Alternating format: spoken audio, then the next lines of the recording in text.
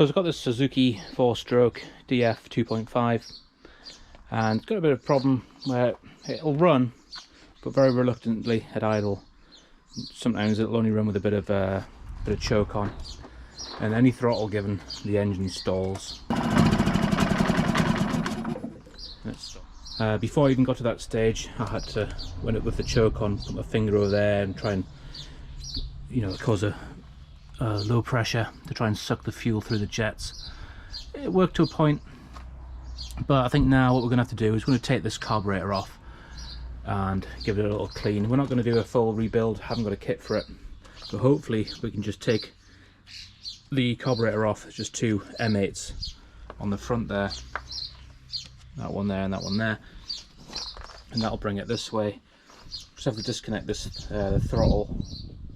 Might be able to get away with just leaving it on there and just doing it in to one side, and disconnect this choke linkage here, and hopefully if we take the bowl off we should be able to just clean out with a bit of brake cleaner and a brass rod the jets.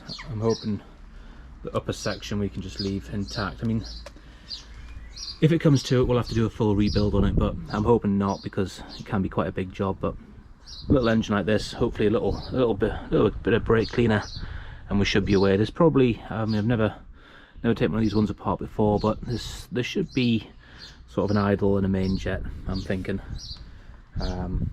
So we'll strip it off, this one, disconnect the kill cord, and we'll remove the spark plug boot just so the engine can't start. It's not electric start, but just better be safe than sorry. And we'll take those two bolts out and then take the carb off.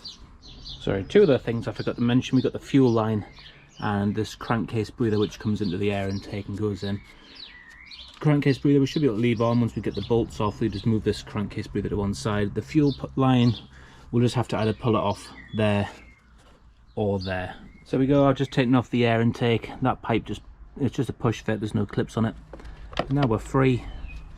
We can just rotate that linkage off, and we're just connected now with the fuel line and the throttle, which I might just disconnect. It's just a Phillips head, and then we can take the fuel line off, and then I think, yeah, that's probably the best thing. Then we can just put it on a bench. So yeah, we'll take that off now and we'll get the carb off.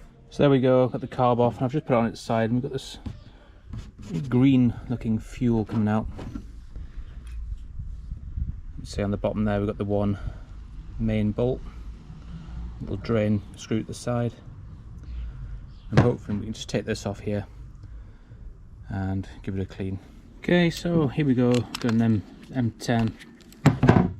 Just take off this retaining bolt which holds the float bowl on. So I know it's not totally boned up because we can get it to run. There's the inside there. Bit of dirt there. That's the inside. It's looking quite clean. The main jet inside of there. Possibly like an emulsion tube. Yeah, there's an emulsion tube sticking up through into the bridge inside. So we'll have to get a small screwdriver to get that jet out, and possibly try and push this pin for the float off as well. But I don't think we've got a fuel inlet problem, because we are getting fuel in. It's fuel delivery, so I'm going to focus on the jet. I mean, the hole inside there is so small, and there is a little bit of debris in here, and we have got a drain on the side there that we can open up the drain without taking the bowl off. But we'll give this a clean, and then we'll attempt to take out the jet from the center, which can sometimes be quite difficult. It's brass, it's soft, so sometimes you have to soak them for a bit with air penetrating fluid, but we'll give it a go and see how far we get. So I've managed to get this screwdriver in, and it's quite tricky because it's, like you say, it's very soft, so you want to be very careful getting this out. So we can just unwind this jet, and sometimes they have an emulsion tube either attached to them or behind them. So there's the jet inside. There we go, there's the emulsion tube.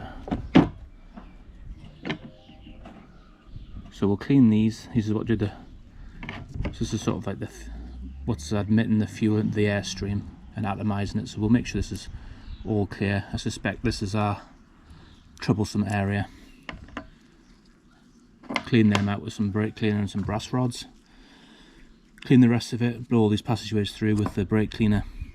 Like I say, because the fuel is a bit green coming out, so I don't know if it's stale or I don't know what's been used, but it looks like it is coloured. And if you look at the tank's a bit stained as well. I mean, if you look here, it's nice and white, but here it's all yellow. It looks like it's been in the sun, but the cover's been on, so I don't know what's been going on. And the fuel is sort of the same colour. It's a strange colour coming out when I took the bowl off, so I don't quite know what's going on in there. But so we'll give it a good clean, and hopefully without having to replace any parts we can get away with it. And if you can see here, what I'm going to do is I'm going to hold the emulsion tube, put the carb cleaner on the back and spray, and you can see the fine spray all sort of vaporized. That's what we're looking for. So that's clean. We'll put that in there, and then we'll do the same. We'll rod this one as well. Okay, so I've given that a good spray. I'm hoping we can get away with it just like that. So we're going to put the emulsion tube back in, and then we'll put the jet in, which we've cleaned as well. And then we'll screw this down so it bottoms out. These don't have to be mad tight when you're done, because it's brass, you'll just strip it. So you just seat them.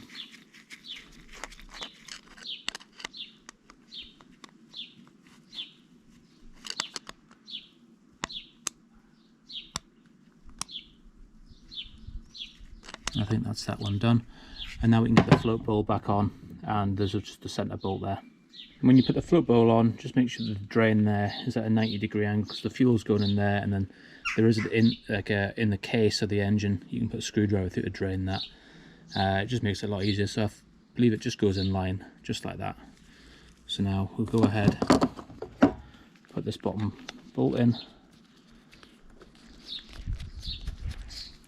and we'll get the socket here and just snug that down.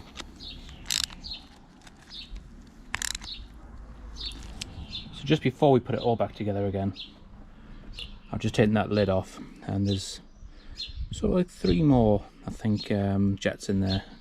One just there, and then 2 in that bottom left corner. These front 2 look quite sort of the same size, and we've got a one recessed down there, which was covered by that screw just below the one with the spring on. So we'll clean them out, because they're fine ones, so I'm thinking these are to do with the idle circuit. So the deep one, I'm not sure if I'll be able to get out, because the smallest screwdriver I've got to that one. We should be able to rod it and then spray it. It's sort of the same thing, not ideal, but those are the 2 jets. I can get them out, no problem. So we'll clean them, those 3, clean all that. There's a gasket and then this plate, and then it all goes back together. So I'll do that, and then we'll take it from there. So we've got it all back together there, put the top cover on, and sit it back on the engine. I'll give it another run. Hopefully that does a better job. Like I say, if not, probably have to do a full strip down, ultrasonic clean, but I'm hoping we can just get away with what we've done. So it's all back together now. Put the cable through, taking the tension out, got the choke linkage set up, the fuel's on, connected, and the breather, crankcase breather's connected.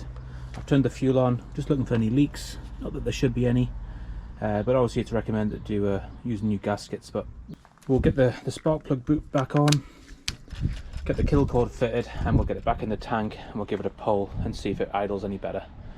If it doesn't, we'll have to do a full strip down, but I'm hoping we got it there. Just with the colour of that fuel, I think it's just a bit stagnant, so fingers crossed, and let's see what we get.